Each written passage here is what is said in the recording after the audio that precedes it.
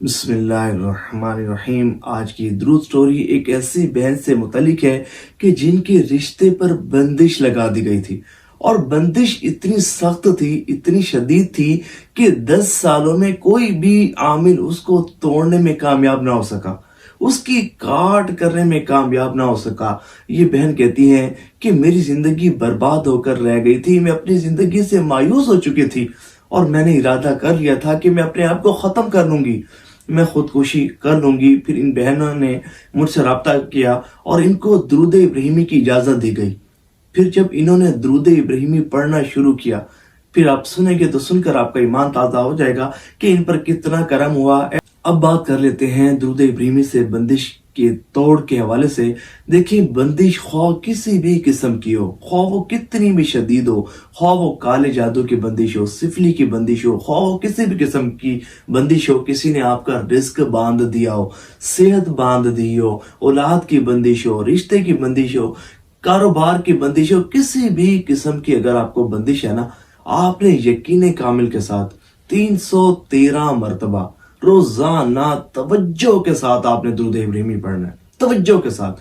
یہ بہن ہے نا، انہوں نے رابطہ کیا، میں آپ کو ان کی سٹوری سنا دیتا ہوں۔ یہ کہتی ہیں کہ میرے رشتے کی 10 سالہ پرانی بندش ختم ہو گئی، الحمدللہ۔ اور یہ کیسے ہوئی؟ کہتی کہ 10 سالوں سے میں رشتے کی بندش میں مبتلا تھی، ہر طرح کے بڑے سے بڑے عامل سے رابطہ کر لیا، لیکن کسی سے بھی بندش کی کاٹ نہ ہو سکی۔ تو پھر یہ کہتی ہیں کہ میں نے آپ سے رابطہ کیا اور آپ سے اجازت لے کر درود ابراہیمی پڑھنا شروع کیا، اور الحمدللہ رب العالمین وہ کام کہ جو بڑے بڑے نامی گرامی عاملین سے نہ ہو سکا، وہ سخت بندش کہ بڑے بڑے عاملین سے اس کی کاٹ نہ ہو سکی، درود ابراہیمی پڑھنے کی برکت سے میرے رشتے کی بندش کی بہترین کاٹ ہو گئی، اور ایک بہت اچھی جگہ میرا رشتہ بھی طے ہو گیا۔